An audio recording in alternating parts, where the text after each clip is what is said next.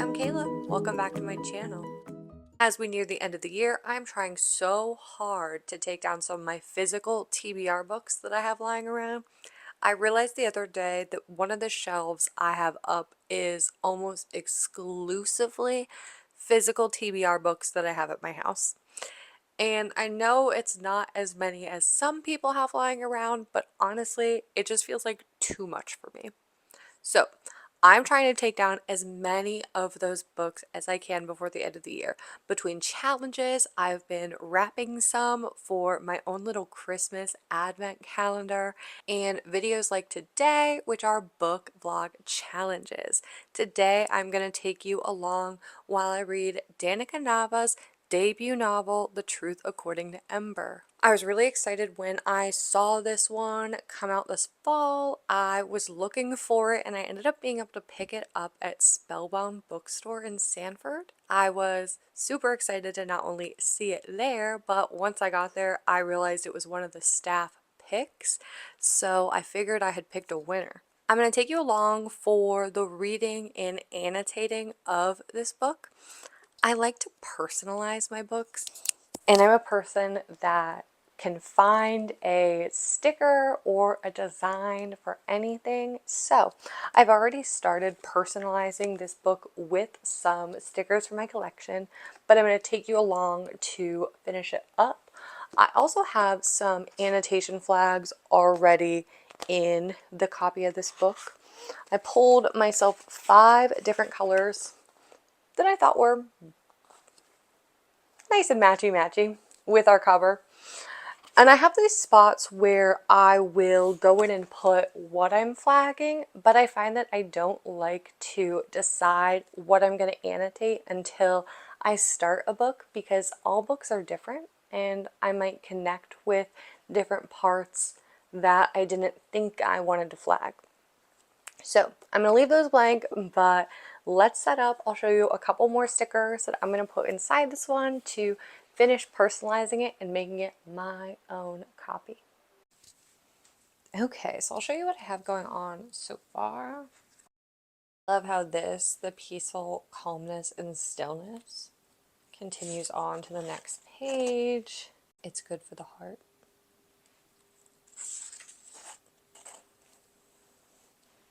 I think I'll definitely fill out the dedication page some more. I just love adding some extra inspiration to my copies. And then, yeah, I want to go in with some of these.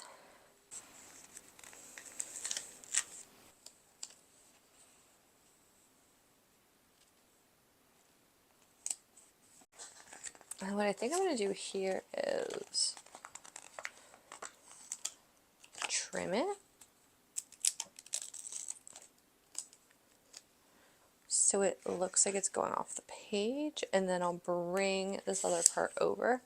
So I'll trim right around the middle. And I'm definitely just eyeballing it. Sometimes I will like stick it and then cut it, but we're gonna be bold today and make it work.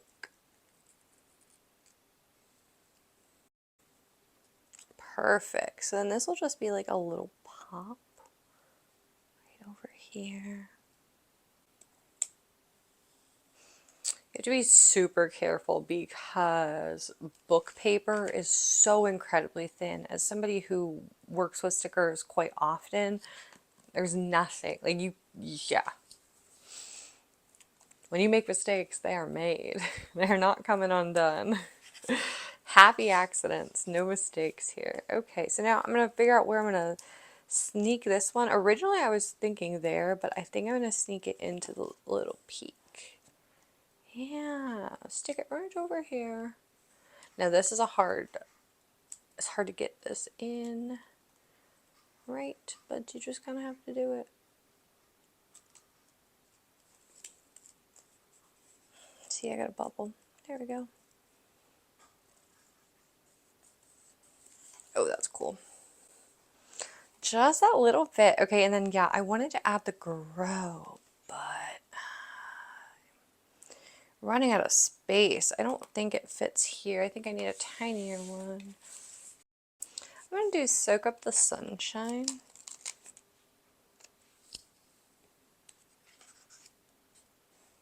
I'm at an angle and I'm really hoping it's straight. And this being not straight doesn't help, but wow, that is actually pretty right on. Okay, then I'm going to put one of these plain suns at the bottom. It's like once I start to put stickers down, even if I don't know what I was going for at first, a design kind of falls out. I like to look for similar colors, similar, like this is a, I think these are both like wellness themed sticker books. Yeah. But they had these purple colors. So I was like, that's perfect. Like I said, I wanted to add a couple more things over here. So let's see what I have. I like these 5 daily reminders, but I don't know where to put them. Oh, I'll put it right over here. Yeah. A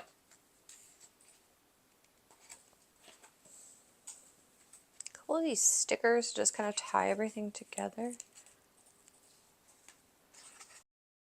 I'm going to do create something today as well.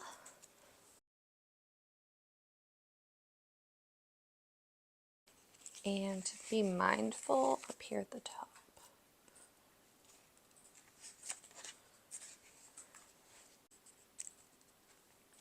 One more right over here.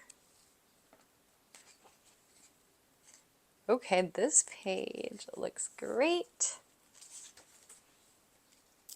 I could probably add a couple more little doodads, but I'll wait here.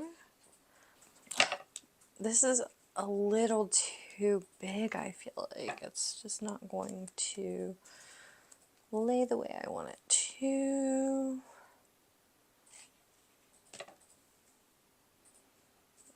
I wish these were switched because I like the colorway.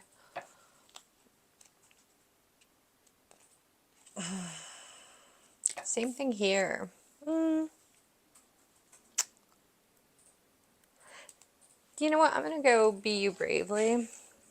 And if it doesn't fit, I will just cover it up over the Berkeley. Alright, let's try this again.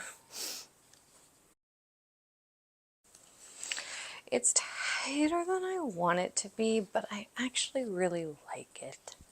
Okay.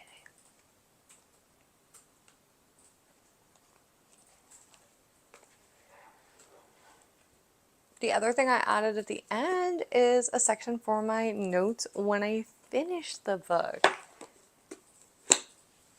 Got my annotation flags set. I think it's ready to read. Alrighty, I finished up personalizing my copy of The Truth According to Ember, which means it is time.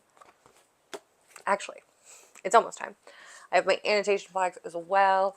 What I need to do is pick a bookmark. Here, I have a bunch of luxury cardstock that I got from mostly the Cloth and Paper stationery group. I really love their supplies, and they have these like really awesome journaling cards, inspirational quotes, all of these things. So I saved them and I pulled them all for bookmarks. I actually crafted with some of them and added flags to them, but it's good, nice hard cardstock. So I think for this one, okay, I'm gonna do this one. This is From the Ground Up, and this little text below says, you can start with nothing, and out of nothing and out of no way, a way will be made. And that's a quote by Michael Beckwith. I really like this. From the ground up. This is going to be my bookmark for The Truth According to Ember. And I didn't even talk about what this book was about, which is funny. I will read you the synopsis on the back. Emberly Cardinal has not always been a liar.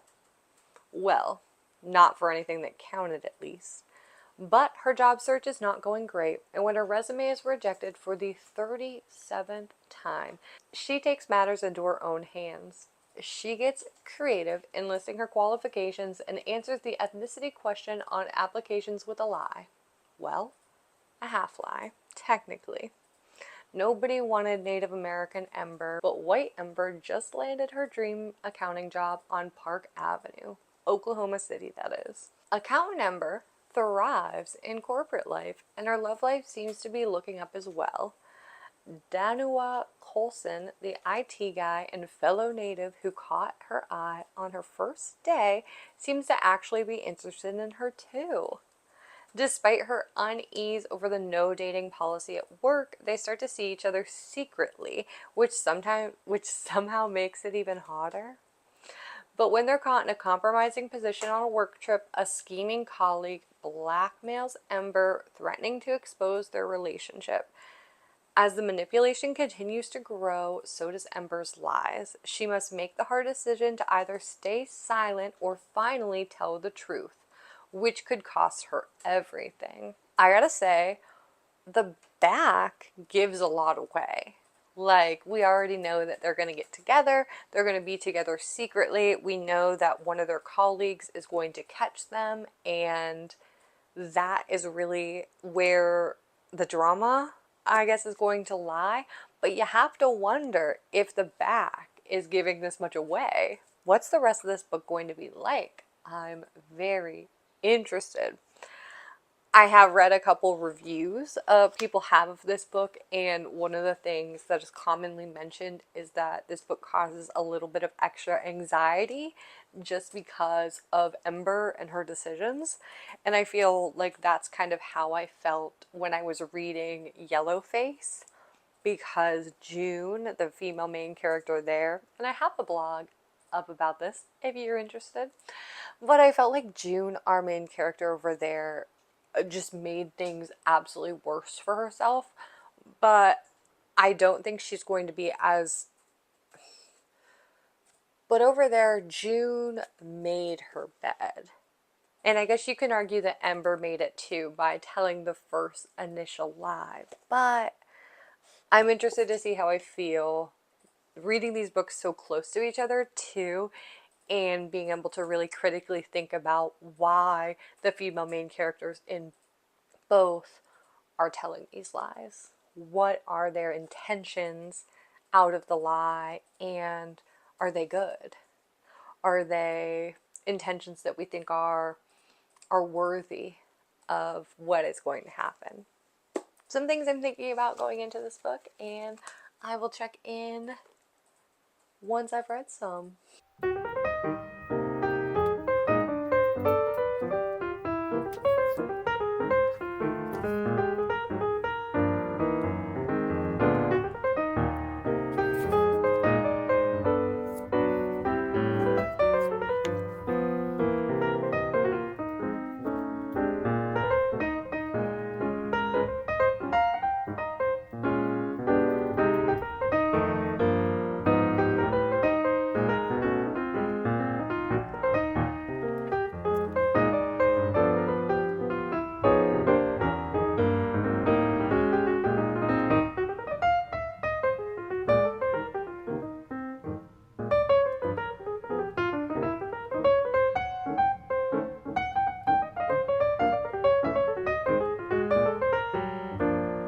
So I'm a few pages in, and she's decided that she's going to tell the first lie, which is that she's white, which technically isn't a lie because her father is. And she's talking about it with her friend, and her friend says, or she says, "This is brilliant.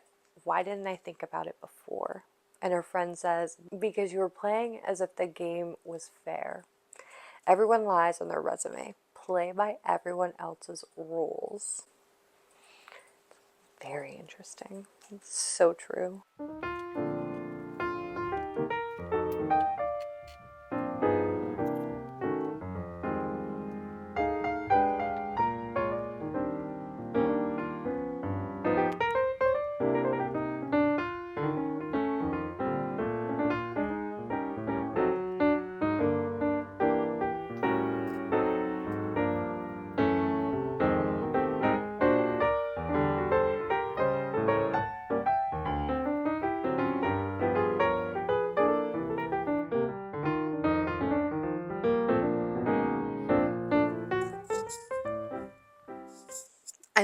only on page 36. I'm not even through the drama, but it's already getting so messy. And I feel like Ember is making it way worse on herself. Okay, I totally understand what some of the reviews were saying, but overall, I really love the tone of this story. Ember is a no nonsense. She is definitely down on her luck, but she has a good attitude about it. She doesn't take shit from anyone. Her brother is in jail, and you don't know why right now, but there's clearly some bad blood between the two of them because of this, and early on, we find out that she has given a lot of money to him, but we don't know in what capacity. Somebody from his past, her brother, his name is Sage. Somebody from Sage's past has now approached Ember and basically been like, you haven't seen your brother in jail. You won't take his calls. That's messed up. He needs more money, and you're basically being a bad sister right now. And we don't have the full story, and there's definitely more to tell there. The little lie that Ember has in herself right now is she's at work. She works at a bowling alley. She's finishing up this job before she starts her accounting job, and the hot guy, Dan, walks in and she's lying about working at the bowling alley. I- I'm really confused by this one because why? You could say that you also work at the bowling alley. You like, because I guess the lie on her resume was that she's a bookkeeper for a jewelry company or like a jewelry saleswoman. Her friend sells the jewelry. Like, that's still, you could still pick up part-time shifts at the bowling alley. I don't understand why Ember's first reaction is to lie in this moment, and maybe that's going to be one of the themes here is why are we doing these things? Why is she choosing to lie instead of just being honest with everyone? Hello, it is almost 8 p.m. and I just wanted to check in one more time. I read 49 pages in The Truth According to Ember. I'm really enjoying it off the bat, but I understand what some of the reviewers said about Ember lying all the time and her lies just kind of causing anxiety in you. I can see it. I just keep telling myself that Ember is a character that needs to survive and she's young. She'll learn. And that is really helping.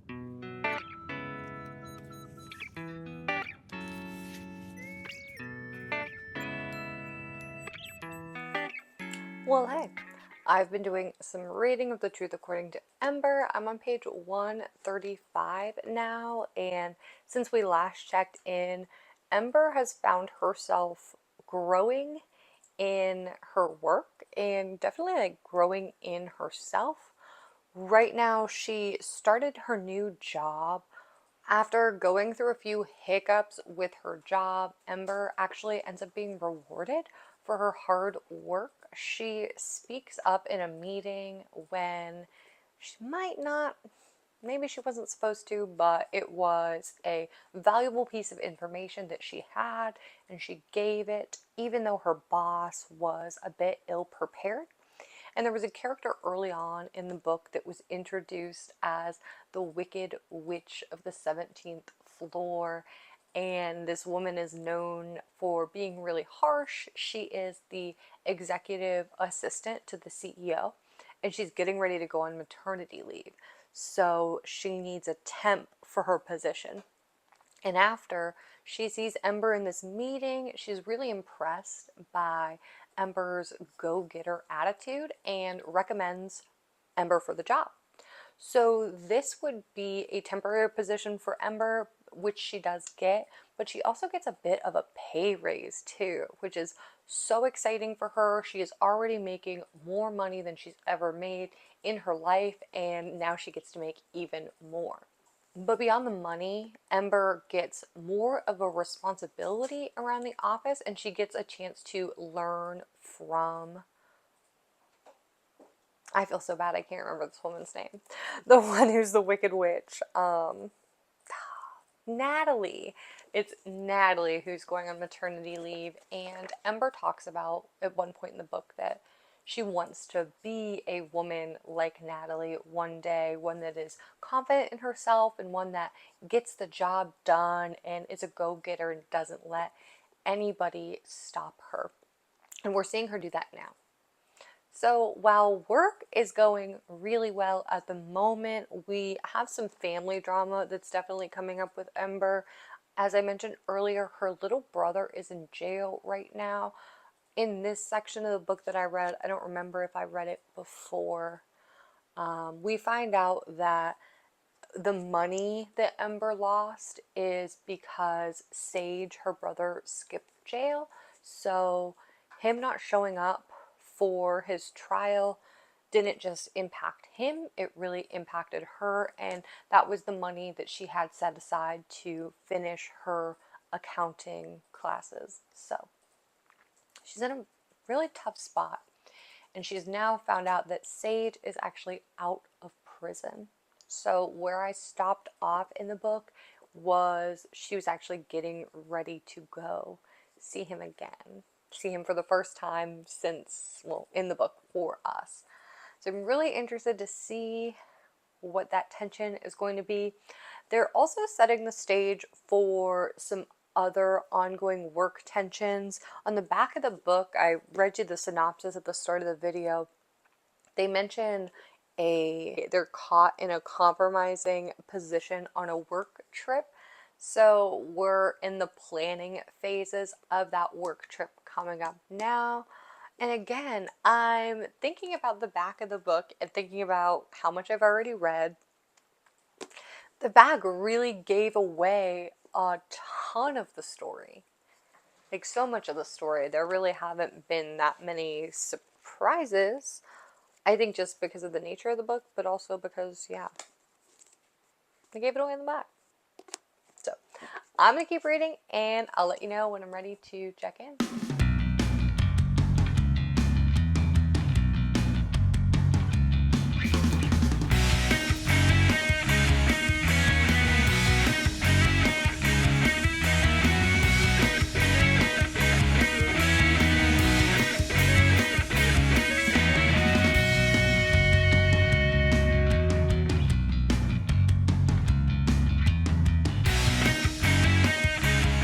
I'm enjoying where I am in The Truth According to Ember. She is getting ready to go on this work trip. She's actually never traveled by plane before, and her boss and a handful of other employees are going to go to California, and they're traveling private.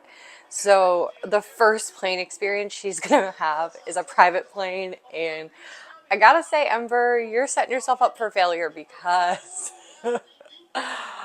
yeah, it's a pain flying, and I'm guessing that you'll fly back private, but ooh, yeah, setting yourself up for a disappointing situation the next time you fly by yourself. I am in the tail end of it, but I'm kind of wondering what else can happen, because based on what I've read now and what I've seen on the back of the book, I can guess where this one is going, but I want something different. Here's hoping.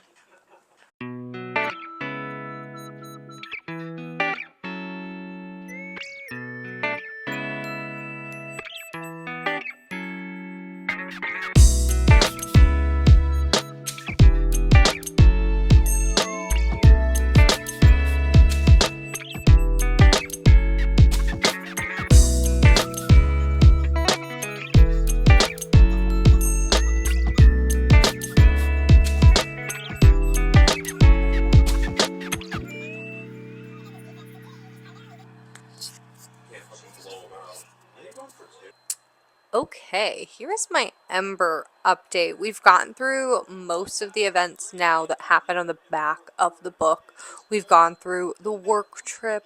That was pretty fun, but of course they do get caught, and they get caught kissing in the elevator, and it's ironic because moments before that, Ember is mad at Danica for not listening to her, and then they get caught, so I don't know if they'll fight about that piece of everything. Right now, the problem lies with the employee that caught Ember and Danica because he's the nephew of the CEO, and he is now kind of making Ember do his dirty work. He is lying about expenses, and now he's put Ember in a position where she can actually get in trouble.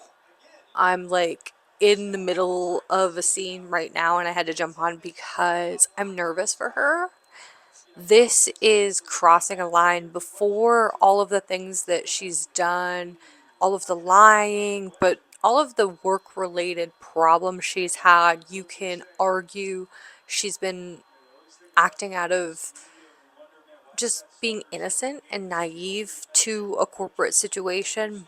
But if she does this thing right here, this will be crossing a line that she really can get herself in big trouble for it. And I hope she doesn't do it. We'll see.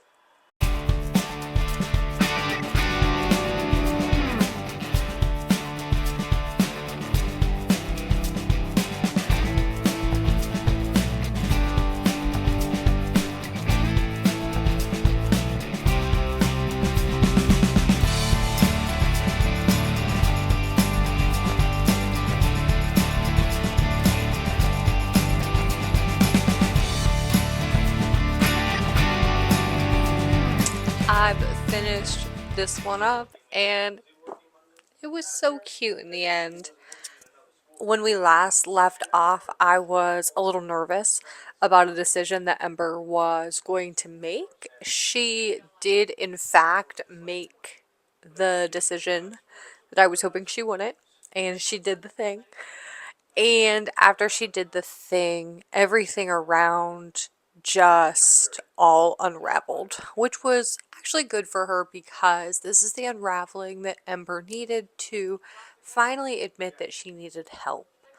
And she gets it.